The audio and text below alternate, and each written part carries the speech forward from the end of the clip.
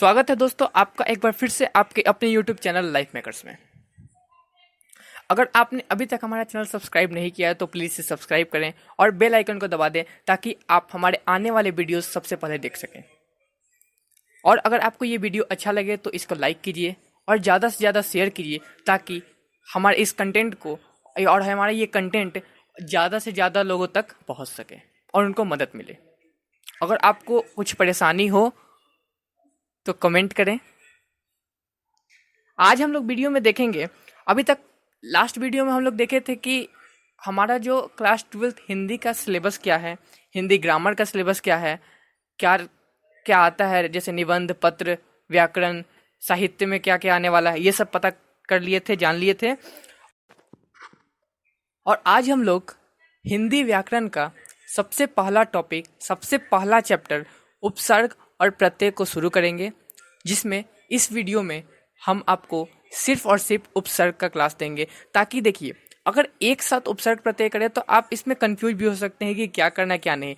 एक separate lecture उपसर्ग के लिए, एक सेपरेट लेक्चर प्रत्यय के लिए और एक लेक्चर दोनों का क्वेश्चन मिक्सअप, ताकि जो आप इसमें पढ़ें उसमें पढ़ें, दोनों का रिवाइज हो सके। तो चलिए सबसे पहले बिना समय गवाए शुरू करते हैं उपसर्ग। तो उपसर्ग क्या है?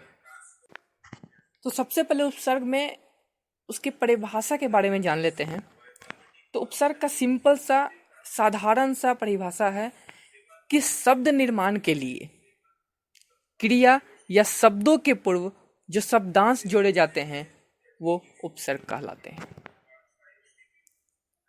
इसका मतलब ये है कि अगर आसान भाषा में समझें तो शब्द निर्माण के लिए मतलब किसी भी शब्द को बनाने के लिए, कोई भी शब्द जब बनता है तो क्रिया या शब्दों के पूर्व जो शब्दांश जोड़े जाते हैं, मतलब कि कोई शब्द है, ठीक है, तो उस शब्द के आगे यानी सब पूर्व मतलब पहले, उस शब्द के पहले जो एक शब्दांश मतलब शब्द का टुकड़ा, जो छोटा सा टुकड़ा कुछ भी हो सकता है, जैसे प्र ले लीजिए, तो ये एक उपसर्ग है। तो ये जो जुड़ता है किसी शब्द के आगे, इसको बोलते हैं उपसर्ग।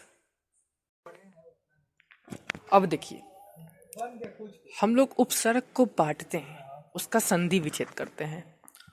तो जब उपसर्ग को आप बांटेंगे, उसको तोड़ेंगे, तो वो दो वर्ड्स में टूटेगा, एक उप और एक सर्ग। उप का मतलब होता है आगे, ऊपर, और सर्ग का मतलब होता है रचना करना, निर्माण करना।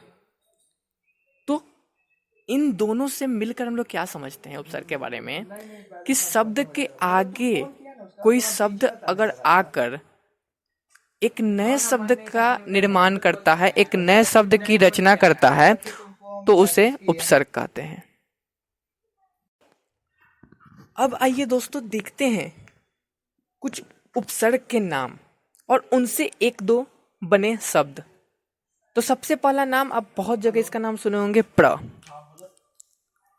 तो प्र से अगर कोई शब्द बनाए हम लोग तो बनेगा प्रचार, प्रसार, प्रख्यात। और एक बात आप लोग को बता दें कि प्र का मतलब क्या होता है। प्र जो हम शब्द बोले उसका अर्थ क्या होता है, तो उसका अर्थ है आगे, अधिक।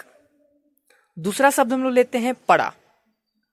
परा से शब्द बनाते हैं पराक्रम, पराजय, पराभव। और परा का मतलब भी होता है अधिक। एक और लास्ट उपसर्ग देखते हैं प्रति। और प्रति से हम लोग अर्थ बनाते हैं, नहीं, प्रति का जो अर्थ है वो है प्रत्येक और विरोध।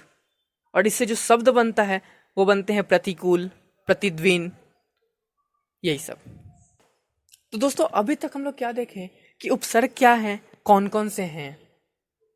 अब हम लोग उपसर्ग के बारे में कुछ आवश्यक पॉइंट्स देखते हैं। तो क्या लिखा है कि उपसर्ग का स्वतंत्र रूप से प्रयोग नहीं होता, वे किसी ना किसी शब्द के साथ ही आते हैं और उसके अर्थ में प्राय परिवर्तन भी करते हैं। तो इसका मतलब क्या हुआ कि जो उपसर्ग हैं वो अकेले नहीं आ जाएंगे। जैसे कि हम नाम लिए तो प्र, तो सिंपल अगर प्र लिखा हो तो आप इससे क्या समझेंगे? प्र का मतलब क्या हुआ? नहीं, कुछ नहीं। लेकिन अगर बात है प्रचार, तो प्रचार करना, तो इसका कुछ अर्थ निकला। तो यही बोल रहा है कि जो उपसर्ग होते हैं वो खुद से नहीं आ जाते हैं, कि खुद से, जैसे कि इसका मतलब ही नहीं निकलता है तो ये खुद से आगे क्या करेंगे। ये हमेशा किसी ना किसी शब्द के साथ जुड़कर आएंगे और उन्हीं के साथ अर्थ बनाएंगे, अन्यथा इसका अर्थ नहीं निकलेगा। तो ये हम लोग कुछ जाने उपसर्ग के बारे में। तो उपसर्ग के बारे में एक बात और जान लीजिए कि जो उपसर्ग होते हैं और उपसर्ग के साथ साथ उपसर्ग और प्रत्यय जो होते हैं वो शब्द रचना यानी शब्द के निर्माण में एक बहुत बड़ी भूमिका निभाते हैं। मतलब ये शब्द का पूरा परिवर्तन करते हैं। एक शब्द का जो मतलब है उसके अगर उपसर्ग लगा दीजिए तो उस शब्द का मतलब ही बदल जाता है, और उसके पीछे प्रत्यय लगा दीजिए तो शब्द का दूसरा मतलब बन जाता है। तो इससे कह सकते हैं कि ये शब्द रचना में बहुत बड़ी मदद करते हैं और बहुत बड़े आवश्यक हैं। एक अंतिम बात जान लें कि हिंदी में 5 भाषा जातियों के उपसर्ग पाए जाते हैं। इनके नाम है संस्कृत के उपसर्ग, हिंदी के उपसर्ग, फारसी के उपसर्ग, अरबी के उपसर्ग और तथा अंग्रेजी के उपसर्ग। तो ये बात तो सही है कि हर एक ये 5 भाषा जातियों में से हर एक भाषा जाति से बहुत सारे उपसर्ग बनते हैं। तो उतना तो नहीं, हम हर एक से एक एक दो दो का नाम ले लेते हैं और आपके स्क्रीन पे सबसे 5-5 उपसर्ग और उनके अर्थ बता देते हैं। तो संस्कृत के उपसर्ग में एक नाम आता है अति। अति का मतलब होता है अधिक, और इससे उपसर्ग लगे शब्द क्या क्या बन सकते हैं, तो अतिकाल, अतिशय। एक और शब्द ले लीजिए जैसे अनु। अनु का मतलब होता है छोटा, और इससे शब्द क्या बन सकता है, अनुशासन, अनुकरण। तो इसी तरह के शब्द हैं।